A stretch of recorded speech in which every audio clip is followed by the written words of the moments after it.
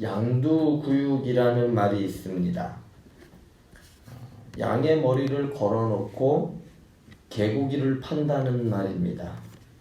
아주 겉과 속이 다른 사람이나 상황에 처해 있을 때 가식적이며 훌륭한 인품인 듯 하나 내면은 형편없는 사람을 의미하는 고사성어입니다. 즉 겉만 번지르하고 속빈 강정이라 할 수 있습니다. 또한 언행이 불일치하여 신뢰감 없는 사람에게 양두구육하지 말라라고 할 수 있고, 또한 포장만 그럴듯한 상품을 보았을 때 양두구육이라고 할 수도 있습니다. 한때 유행하던 점포정리 8, 90% 세일 이렇게 현수막이 걸려 있는 걸 볼 수 있는데요. 그런 가게에 들어가 보면 사실 몇 프로 하지도 않고 값대로 다 받는 그러한 가게들을 볼 수 있는데요. 그때도 이와 같은 고사성어를 사용할 수 있습니다. 이와 같은 일이 바로 오늘 성경 말씀에서 동시에 일어나고 있습니다. 22절을 보면 미디안과의 전쟁을 승리로 이끈 기드온에게 이스라엘 백성들이 요구합니다. 당신이 우리를 미디안의 손에서 구원하셨으니 당신과 당신의 아들과 당신의 손자가 우리를 다스리소서라고 합니다. 이스라엘 백성들은 자신들을 미디안에서 건져준 자가 바로 기드온이라고 생각하였습니다. 그런데 사사기 기자는 분명하게 이를 아니라고 말합니다. 사사기 8장 34절을 보면 이스라엘 자손이 주위의 모든 원수들의 손에서 자기를 건져내신 여호와 자신들의 하나님을 기억하지 아니하며 라고 기술하면서 이스라엘 백성들이 누가 자신들을 미디안의 손에서 구원하여 주셨는지 모르고 있었다라는 점을 확실히 짚어주고 있습니다. 그래서였을까요? 이스라엘 백성들은 주변의 다른 나라 사람들처럼 우리에게도 왕이 좀 있어서 우리를 좀 지켜주면 좋겠다라는 생각을 가졌습니다. 이것이 이스라엘 백성들의 오해였습니다. 그러면서 당신의 아들과 당신의 손자가 우리를 다스리소서라고 하였습니다. 사실 이 말은 단순히 우리의 왕이 되어 주십시오라는 그러한 요구를 넘어서 자신들을 위하여 왕조를 세워 주십시오라고 요구하고 있는 것입니다. 이와 비슷한 일이 사무엘서에 등장합니다.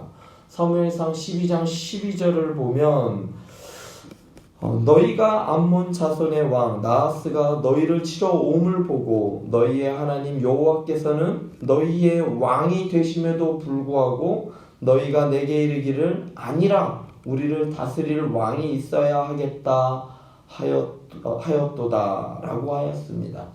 백성들의 이 집요한 요구에 하나님께서는 사무엘을 통하여 사울을 왕으로 세워주셨는데 그때 이들의 논리가 바로 오늘 백성들이 기드온에게 요구하는 논리와 같은 논리였습니다.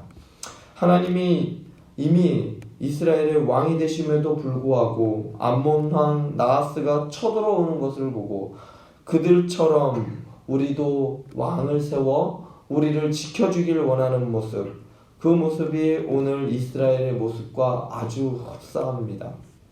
이러한 백성들의 요구에 기드온은 아주 단호하게 단칼에 거절합니다. 그리고 그의 신앙의 고백과도 같은 아주 명언을 남깁니다. 내가 너희를 다스리지 아니하겠고 나의 아들도 너희를 다스리지 아니할 것이요 여호와께서 너희를 다스리시리라 하니라. 내가 아니라 여호와께서 너희를 다스리실 것이다. 얼마나 엄청난 장엄한 고백입니까? 진정 기드온의 이 고백은 사실 사사기를 관통하는 아주 주제와 맞닿아 있는 아주 핵심적인 고백입니다. 아주 중요한 고백입니다.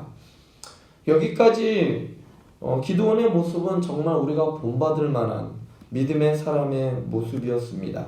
그런데 문제는 그 다음에 나옵니다. 이 말을 하고 난 후 기드온은 백성들에게 탈취한 귀고리를 달라고 요구합니다. 귀고리 달라고 하는 게 그깟 귀고리 하나가 얼마나 될까, 문제가 될까라고 생각할 수도 있겠지만 그 귀고리가 어떤 귀고리인지 사사기 기자는 부연 설명을 덧붙이면서 강조하고 있습니다. 이는 그들이 이스마엘 사람이므로 금 귀고리가 있었음이라. 기드온이 달라고 한 귀고리는 그냥 귀고리가 아니라 금 귀고리였다라고 덧붙여 강조합니다. 기드온은 귀고리가 금 귀고리였다라는 것을 몰랐을까요? 아닙니다. 반드시 꼭 알았습니다. 그럼에도 자신이 금을 요구하지 않는 것처럼 에둘러 요구하였습니다. 그러자 이스라엘 백성들은 즐거이 우리가 드리겠습니다 라고 하며 자신들이 가지고 있던 금 귀고리를 모았습니다. 그랬더니 그 양이 1700세겔이다 라고 하였습니다. 1700세겔을 지금의 한 단위로 바꾸면 대략 19kg 정도 됩니다. 19kg면 그 양이 얼마나 되냐면요, 어제 한국 금 거래소에 1kg당 금 가격이요 7,681만 9천원이었습니다. 1kg당. 그래서 이거를 가격으로 환산을 하면 대략 14억 5,956만 1천원 정도 됩니다. 대략 한 20억쯤 됩니다. 이렇게 막대한 양의 금을 손에 넣은 기드온은 초승달 장식과 폐물과 미디안 왕들이 입었던 자색 의복과 그 외에 낙타 목에 둘러있던 사슬 등을 얻었습니다. 결론적으로 기드온은 왕이라는 명예 대신 재물이라는 실질적인 이득을 취하게 되었습니다. 뿐만 아니라 여기서 말하는 자색 의복은 당시 고대 근동 지역에서는 귀족도 못 입고 단지 왕만 입을 수 있는 옷이었습니다. 결국 말로는 왕이 되지 않겠다고 말했지만 실제로 기드온은 드러내지 않았을 뿐 왕이 되고 싶어 했습니다. 이렇게 얻은 금을 녹여 기드온은 에봇을 만들었습니다. 에봇은 제사장이 입는 옷으로 크게 문제될 것이 없어 보입니다. 그런데 그 에봇을 자기의 성이었던 오브라에 두었습니다. 제사장의 옷은 어디에 두어야 할까요? 성전에 두어야 합니다. 그런데 자기 집에 두었습니다. 왜 그랬을까요? 보통 에봇이 아니라 금으로 만들었기 때문이죠. 20억이나 되는 그 어마어마한 양의 그 에봇을 다른 데 두면 위험하겠죠. 아깝죠? 내 건데 내 집에 놔야 안전하지요. 또한 사사기 6장 11절에 오브라는 요아스에 속한 오브라였습니다. 그런데 오늘 말씀 27절에 보면 자기의 성읍 오브라가 되었습니다. 이것이 무엇을 의미할까요? 옛날 사극을 보면 한 나라의 수도에는 그 나라를 다스리는 왕이 있는 것을 보게 됩니다. 지금도 마찬가지입니다. 각 나라의 수도에는 누가 있냐면 그 나라를 다스리는 대통령이나 의회가 그 나라의 수도에 있습니다. 사실상 오브라는 이스라엘을 다스리는 왕도로서의 역할을 하였고 또한 왕위가 세습되었다라는 것을 알 수 있습니다. 겉으로는 여호와께서 당신들을 다스릴 것입니다 라고 신실하게 보이지만 정작 그 속은 재물과 지위를 한 손에 움켜쥐고 있는 아주 욕망으로 가득한 사람이 바로 기드온이었습니다. 처음에 미디안과의 전쟁에서 여호와의 이름 옆에 자신의 이름을 살짝 얹어 놓습니다. 여호와와 기드온의 칼이다 라고 하면서 살짝 옮겨 놓을 만큼 기드온의 야망은 노골적이지 않았습니다. 마찬가지로 왕의 권세를 얻기 위한 과정도 노골적이지 않았습니다. 단지 노골적이지 않았을 뿐 그의 모습은 부귀와 명예를 쫓아 사는 여느 사람의 모습과 크게 달라 보이지 않았습니다. 그러나 기드온은 변했습니다. 이러한 기드온의 잘못된 욕망의 결과는 어떻게 나타날까요? 바로 27절에 보면 기드온이 그 금으로 에봇 하나를 만들어 자기 성읍 오브라에 두었더니 온 이스라엘이 그것을 음란하게 위함으로 그것이 기드온과 그의 집에 올무가 되니라 라고 기록하고 있습니다. 앞에서 말씀드렸듯이 에봇 자체는 잘못된 게 아닙니다. 이스라엘의 정당한 정통 가운데 있는 물건이었지만 우상 숭배의 대상이 되어 마치 이방신과 같은 그러한 기능을 하게 되었습니다. 그렇다면 어떻게 이 에봇이 기드온에게 올무가 되었을까요? 그것은 에봇이 왕권을 상징하는 그러한 역할을 하게 되었기 때문입니다. 적어도 기드온의 아들들에게 이 에봇은 왕관과도 같은, 보좌와도 같은 역할을 했습니다. 옛날에 우리나라에 옥새가 있었죠. 옥새 같은 역할을 했던 것이 이 금으로 만든 에봇이었습니다.